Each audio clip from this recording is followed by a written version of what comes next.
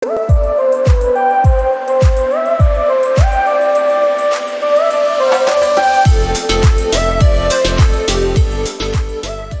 আলাইকুম।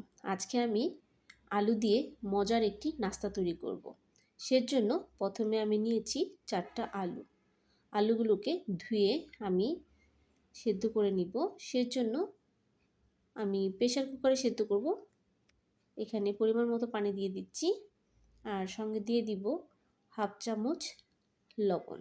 লবণ দিলে আলুটা খুব ভালোভাবে সেদ্ধ হবে।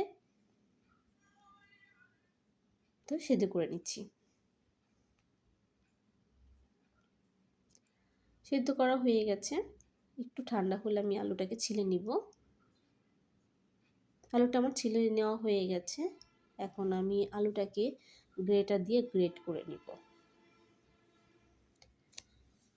গ্রেটার দিয়ে গ্রেট করলে এই আলুটা কোনো দলা থাকবে না। আর এই নাস্তাটা বানাতে গেলে কোনো দলা থাকলে নাস্তাটা খুব ভালোভাবে হবে না।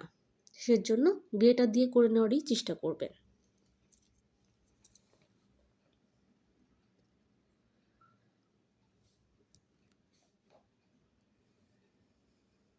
তা আমার আলুগুলো গ্রেট করা হয়ে গেছে। খুব সুন্দরভাবে পুরো দলা ভিতরে নাই, এটার মধ্যে সুন্দর করে গ্রেট করে নেওয়া হয়ে গেছে। এখন আপনারা চাইলে কিন্তু এই যে আলু ভর্তা করার মেশিনটা দিয়েও করতে পারেন, আবার হাত দিয়েও করতে পারেন। আপনাদের যেটা দিয়ে সুবিধা হবে সেটা দিয়েই করে নিতে পারেন। বড় কথা হলো ভিতরে কোনো দলা থাকা যাবে না। এখন আমি এর মধ্যে দিয়ে দিচ্ছি 1 চামচ পরিমাণ শুকনো মরিচের গুঁড়া, দিয়ে দিচ্ছি 1 চামচের একটু কম কালো গোলমরিচের গুঁড়া, আর দিয়ে দিচ্ছি 2 টেবিল চামচ কুচি ধনিয়া পাতা কুচি আর কি, সেটা দিয়ে দিচ্ছি। আর দিয়ে দিচ্ছি পরিমাণ মতো লবণ, আর 1 চামচ চিলি ফ্লেক্স। আসলে কে কতটুকু ঝাল খেতে চান সেটা বুঝেই ঝালটা দিবেন। এর মধ্যে দিয়ে দিচ্ছি হাফ কাপ কর্নফ্লাওয়ার। চাইলে কিন্তু এখানে চালের গুঁড়াও অ্যাড করতে পারেন। এখানে কাঁচামরিচ ও কুচি দিতে পারেন। তবে বাচ্চারা যেহেতু খাবে, বাচ্চাদের জন্য এটা বেশি পছন্দ, তাই কাঁচামরিচটা না দিলেই ভালো, কারণ ওটা মুখে লাগলে বাচ্চারা খেতে চায় না বা পছন্দও করে না। তো এখন আমি ভালো করে মেখে নিব। মাখা হয়ে গেছে। আমার কাছে মনে হচ্ছে আর একটু কর্নফ্লাওয়ার লাগবে, তাই আমি আরেকটু কর্নফ্লাওয়ার দিয়ে দিচ্ছি। দিয়ে আবার একটু মেখে নিব। এই নাস্তাটা খুবই সহজ, খুব অল্প উপকরণই হয়ে যায়। এখন আমি এর মধ্যে একটু তেল ছিটিয়ে দিচ্ছি 2 চামচের মতো, তাহলে মেখে নিতে সুবিধা হবে, হাতে লেগে যাবে না।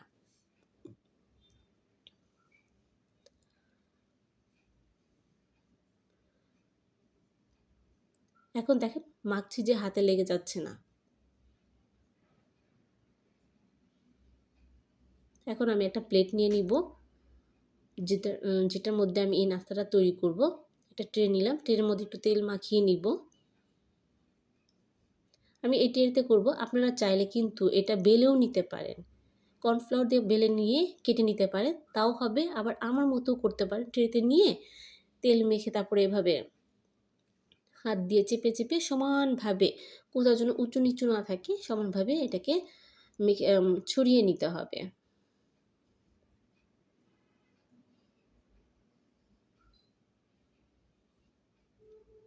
এভাবে করলে কি হয়, বেলার ঝামেলাটা থাকে না। এভাবে একটু সাবধানভাবে এদের সুন্দরভাবে আমি ছড়িয়ে নিয়েছি। এখন চতুর্দিকে আমি স্কোয়ার করে কেটে নিচ্ছি।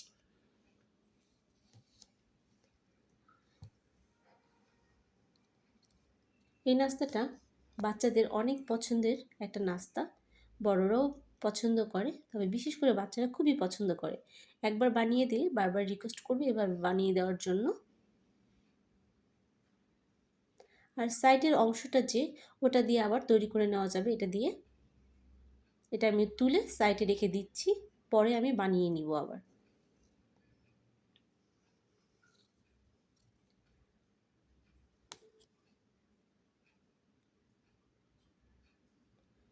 তো এটা মাঝখান থেকে আমি আবার ভাগ করে নিব। আর ট্রেটার মধ্যে তেল দিয়ে মেখে নেওয়ার জন্য এটা উঠাতে খুবই সুবিধা হয়। লেগে থাকে না, খুব খুব সুন্দরভাবে উঠে যাচ্ছে। এখন আমি চুলায় একটা কড়াই বসিয়েছি, কড়াইটা পরিমাণ মতো গরম হলে আমি একটা একটা করে আলুর চিপসটা দিয়ে দিচ্ছি। আলু চিপসটা প্রথমে দিতে গেলে কিন্তু কড়াইতে লেগে যেতে পারে, এতে ভয় কিছু নাই। যখন একটু গরম হবে, একটু ভাজা হবে, উঠে যাবে। এভাবে ভাজা হলেই কিন্তু উঠাতে হবে। লেগে গেছে কিন্তু ভয়ের কোনো কিছু নেই, উঠে যাবে। দেখেন কালারটা দেখেই বুঝতে পারছেন কীরকম ভেজে নিতে হবে। আপনারা চাইলে একটু গাঢ় করেও ভেজে নিতে পারেন, তবে ঠান্ডা হলে এটা আরেকটু কালার চেঞ্জ হবে। আমি একটা কিচেন টিস্যু দিয়ে রাখছি যেন বাড়তি তেলটা থাকলে চুষে নেয়। এই তো হয়ে গেল আমার আলুর মজার একটা নাস্তা। দেখতে যতটা সহজ কিন্তু খেতে খুবই মজা, খুবই অসম্ভব অসম্ভব মজা। একবার যে খাবে বারবার রিকোয়েস্ট করবে এভাবে বানিয়ে দেওয়ার জন্য।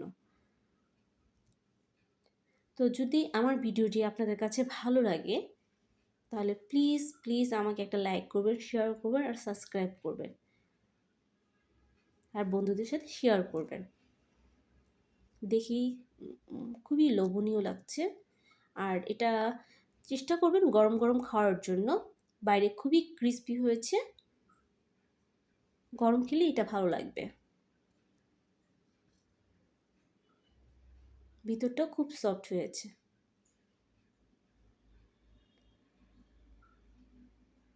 আল্লাহ হাফেজ, আসসালামু আলাইকুম।